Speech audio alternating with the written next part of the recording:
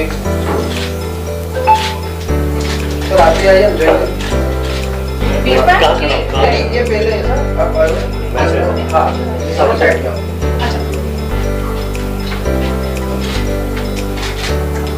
और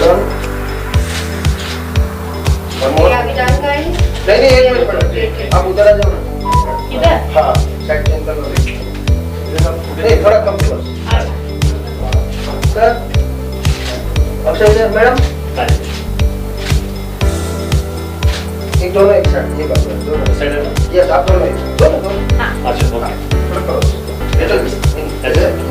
ओके ये मुझे ये देखना है ये भी देखना है उसका ये तो आप आगे लिटिल बिट कम ये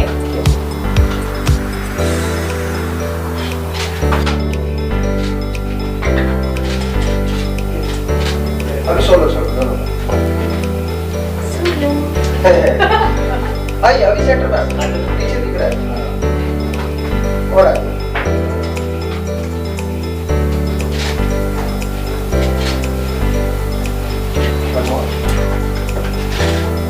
okay guys thank you interview please हाँ राइट आपका श्योर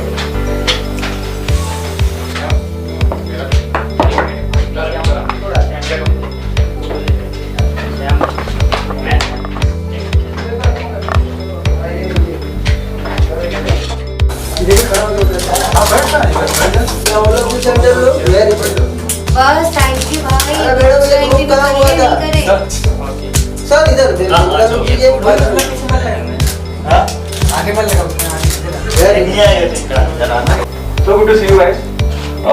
सबसे पहले तो इस बात को मुबारकबाद कि ट्रेलर को बहुत अच्छा रिस्पांस मिल रहा है। क्या आपने सोचा था जिस तरह से फिल्म को भी इंटरनेशनल लेवल पे जो सम्मान मिला है हर जगह सेलेक्ट हुई है, क्या आप दोनों ने सोचा था कि यहाँ तक जाएगी? एक्चुअली देखिए जब बनाना शुरू किया था तो ऑब्वियसली शुरू में ये नहीं सोचा था कि हम कहाँ तक पहुँचेंगे। पहली जो चीज़ वो ये थी कि यार हम फिल्म को बना लें जिस तरीके से हम चाहते हैं फिल्म को बनाना और जो कहानी हम कहना चाहते हैं। सो एज ए डायरेक्टर मैं ये कहना चाहूँगा कि मैं बहुत खुश नसीब महसूस करूँगा कि मुझे जो टीम मिली, चाहे वो मेरे एक्टर्स हों, क्रू हो, वो भी इक्वली क्रेज़ी थे। अगर मैं उसको अपनी भाषा में बोलूँ तो उतने ही पागल थे वो लोग भी कि उसने जिस तरीके से सपोर्ट किया, हमने जिस तरीके से पूरी फिल्म बनारस में शूट की, हमने 8-9 दिन गोरिल्ला शूट किया और जिस तरीके से पूरी टीम और क्रू ने काम किया, आई थिंक उसी की वजह से ये फिल्म उस तरीके से बन पाई जिस तरीके से आज है वो। और उसके बाद हमने सोचा था कि जर्नी शुरू करेंगे फेस्टिवल्स की, तो क्योंकि हमने फिल्म अपने ही, कोई फंडिंग वंडिंग, कोई फिनेंसर नहीं था, हमने खुद अपने पैसे से, मैंने और मेरी जो पार्टनर है, मेरी वाइफ, लाइफ पार्टनर और बिजनेस पार्टनर है, हमने अपनी सेविंग्स लगा दी थी। तो फिल्म को सबमिट करने के लिए भी जो फेस्टिवल्स में सबमिशन फ़ीस लगती है, वो सबमिट करने के लिए भी हमारे पास पैसे बचे नहीं थे। तो हमने 2 फेस्टिवल्स में, जो हमारे लिए लगता था कि ये सबसे बड़े फेस्टिवल है, उसमें हमने सबमिट कर दी और लकीली जो है उन दोनों फेस्टिवल्स में फ़िल्म सेलेक्ट होगी और उसके बाद जो है फिल्म को इन्वाइट्स आने लगे वहीं से ही, जिसकी वजह से हम लोग ने आज 32 इंटरनेशनल फिल्म फेस्टिवल्स में मतलब सेलेक्ट हुई फिल्म, स्क्रीन हुई और बहुत सारे, और खुशी की बात ये थी कि बहुत सारे फिल्म फेस्टिवल में वो आइदर ओपनिंग फिल्म थी या क्लोजिंग फिल्म थी, जो कि बहुत रिस्पेक्ट की बात है एक फ़िल्म के लिए। तो वो शायद इसी वजह से हो कि क्योंकि जिस तरीके की हमारी टीम थी, जिस तरीके से जिस तरीके से स्क्रिप्ट लिखी गई थी, उस तरीके से मैं कैन कर पाया टीम की वजह से, तो इस वजह से सिलेक्शंस भी हुए। तो हाँ, 32 में से 2 जगह सेलेक्ट किए, तो 30 जगह के जो सबमिशन फ़ीस वो भी बच गई। और जैसे मैंने कहा कि फ़िल्म को सराहा बहुत ज़्यादा गया। और जैसे हवाई में क्लोजिंग फिल्म थी, हवाई इंटरनेशनल फिल्म फेस्टिवल यूएसए में, कनाडा में ऑटवा फिल्म फेस्टिवल में क्लोजिंग फिल्म थी, सार्क में ओपनिंग फिल्म थी, सिडनी में क्लोजिंग फिल्म थी, और भी मतलब मैं भूल गया अभी कहते कहते। इफ़ी गोवा में एक स्पेशल मेंशन मिला था हमें, केरला में जो है एक्सेलेंस अवार्ड मिला था, कई सारे फेस्टिवल्स में हमें व्यूअर्स चॉइस अवार्ड मिला, क्योंकि लोगों को बहुत पसंद आ रही थी फिल्म। इन द सेंस कि फेस्टिवल्स में एक धारणा बन जाती है ना कि फिल्म फेस्टिवल की फिल्म है तो एक सर्टेन तरीके की होगी कि मतलब अरे उसमें कोई मैसेज होगा या बड़ी आर्टी सी स्लो सी फिल्म होगी। पर हमारी फिल्म को कई जगह जो एक टैग मिल जाता था कि ये बड़ी अनफेस्टिवल फिल्म है। तो मैं पूछ दिया अभी एक फेस्टिवल में कि आप ऐसा क्यों कह रहे हैं? कह रहे नहीं, इसमें तो हम पूरी फिल्म में बड़ी एंटरटेन हुए, हंसते खेलते हमने जो है पूरी फिल्म देख ली।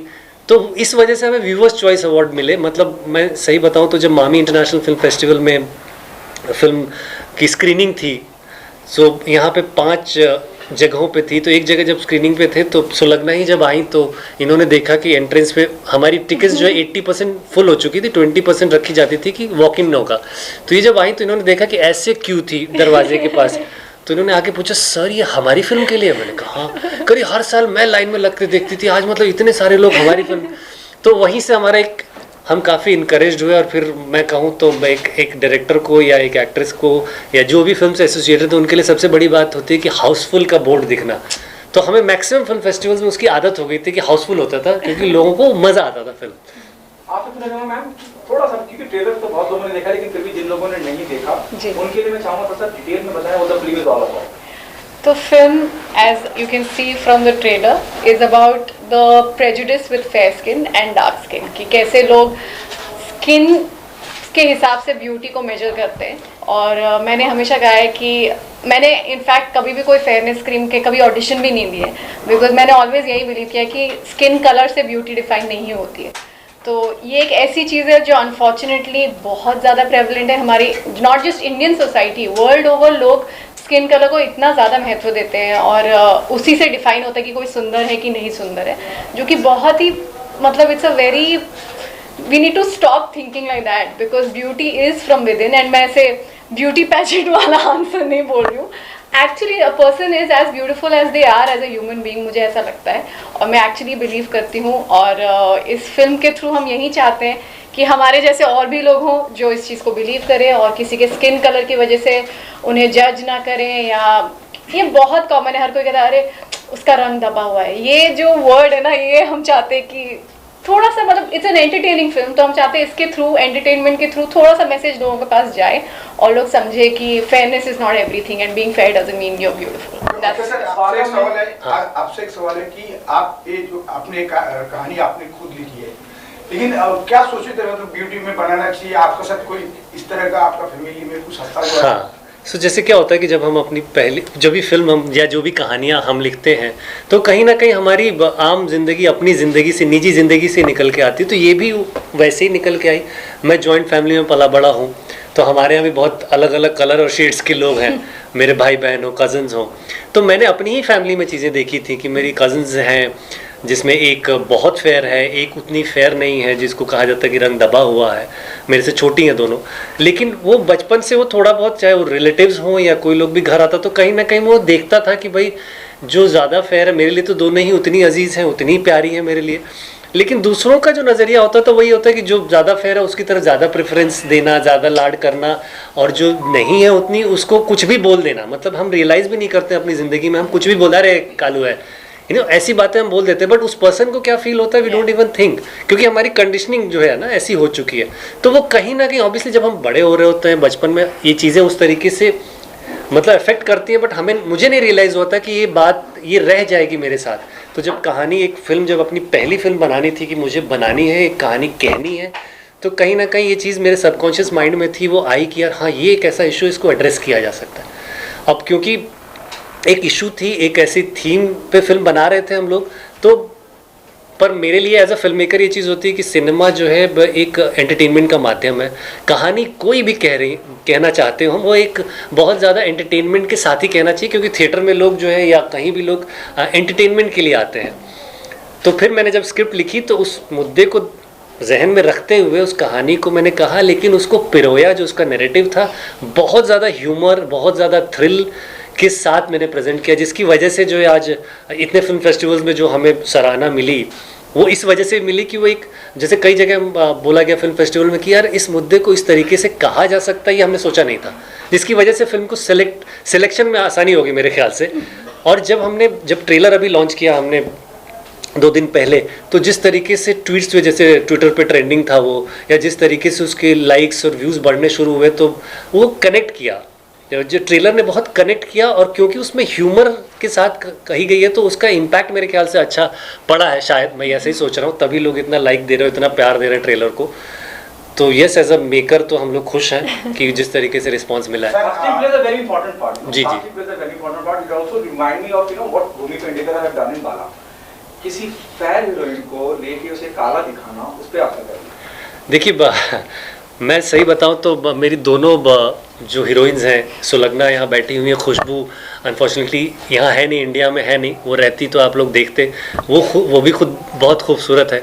तो मेरे लिए जब कास्टिंग की बात आई तो मैंने कहा कि यार खुशबू को मैं पहले से जानता था, तो मैंने जब उसको फ़ोन किया, ये किया, फिल्म बनाया, तो उसने भी सीरियसली नहीं लिया मुझे कि मैं हीरोइन की तरह लेना चाहता हूँ, क्योंकि वो बेचारी खुद एक जर्नी से आई थी। She is a brilliant actress, she is a brilliant actress, लेकिन उसको खुद इन चीज़ों का सामना करना पड़ा था कि इतना टैलेंट होने के बावजूद भी उसे काम नहीं उस तरीके का मिला जो वो डिज़र्व करती है, ओनली एंड ओनली बिकॉज कि उसका कलर जो है वो शायद ऐसा नहीं है या ऐसा नहीं है, इस वजह से।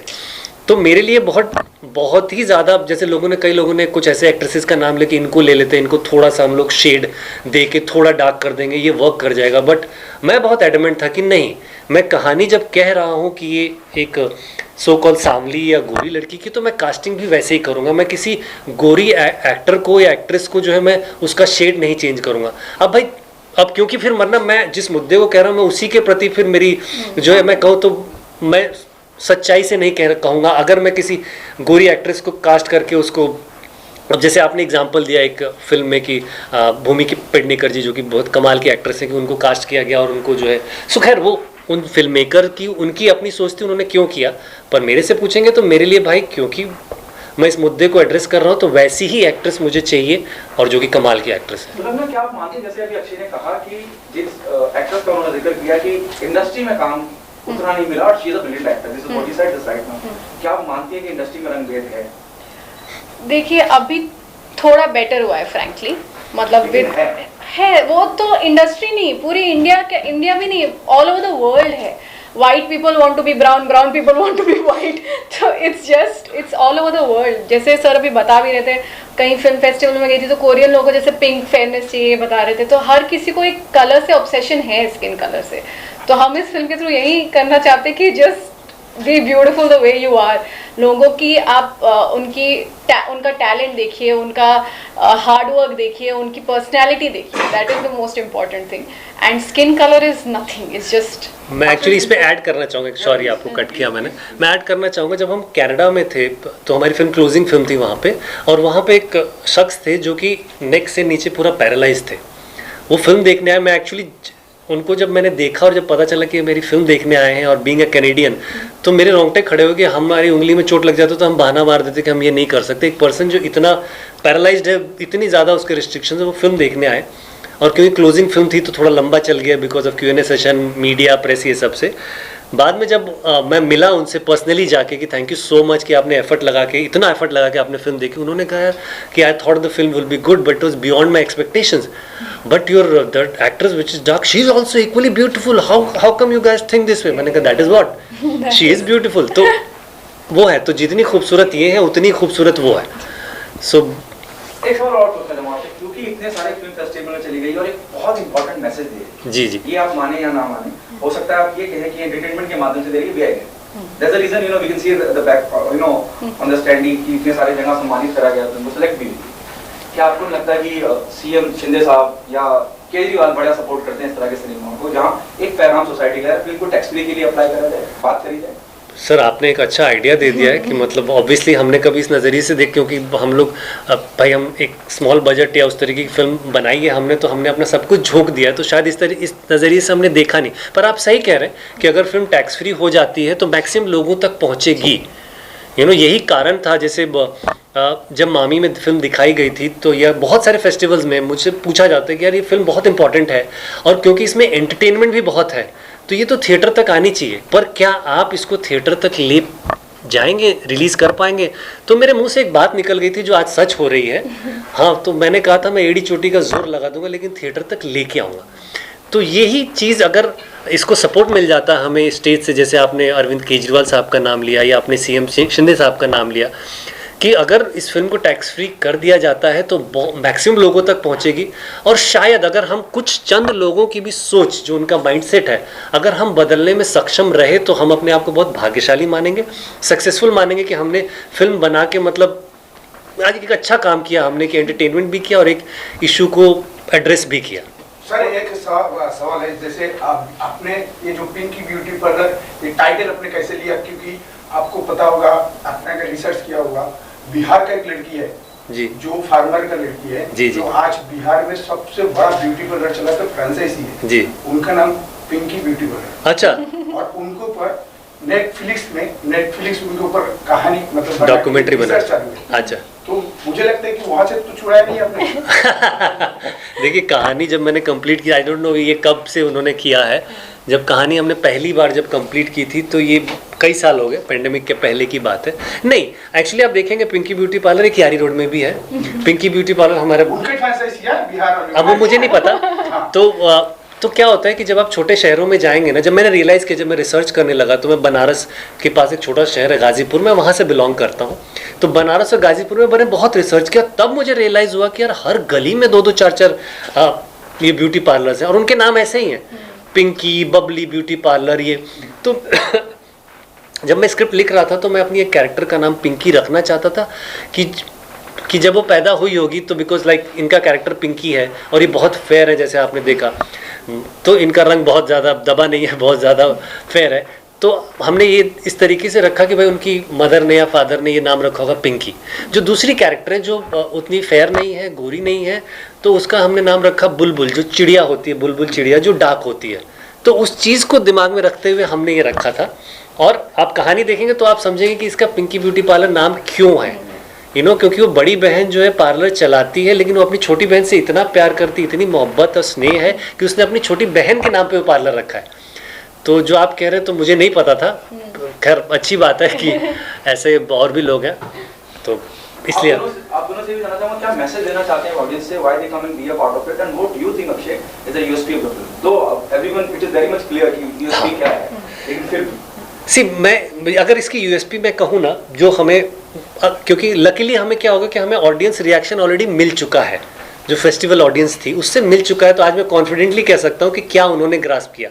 उनकी जो हमें सबसे ज़्यादा रिस्पांस मिला वो ये कि यार एक ऐसे मुद्दे को इतने एंटरटेनिंग तरीके से कहने के बारे में, इवन फेस्टिवल डायरेक्टर्स ने बोला कि हमने नहीं सोचा था कि जब अब फिल्म सबमिट हुई थी कि यार एक ऐसे मुद्दे पे इतने इस तरीके से कहा जा सकता। तो मेरे ख्याल से जो इसका नैरेटिव है, जो कहने का अंदाज़ है, जो कहानी कहने का अंदाज़ है, बहुत एंटरटेनिंग है।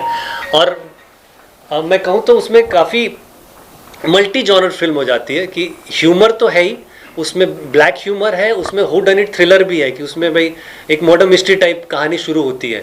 तो इसका जो सबसे ज़्यादा जो यूएसपी है उसका नैरेटिव है कि हमने जिस तरीके से कहानी कही है। जब हमने लोगों को फिल्म दिखानी शुरू की, जैसे हमने कई फोकस स्क्रीनिंग्स की जहाँ जिनको हमारे बारे में पता भी नहीं है ना वो मेरे जानने वाले हैं, उनका यही कहना था कि यार ये फिल्म पे बड़ा नया अंदाज है कहानी कहने का।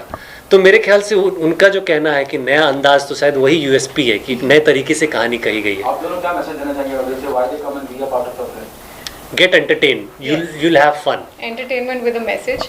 और जैसा आप लोगों ने ट्रेलर में भी देखा होगा, मेरा भी कैरेक्टर जो है वो भी फ्रस्ट्रेशन में कहता है कि हम ज्यादा गोरे तो हमारी इसमें क्या मतलब क्या गलती है।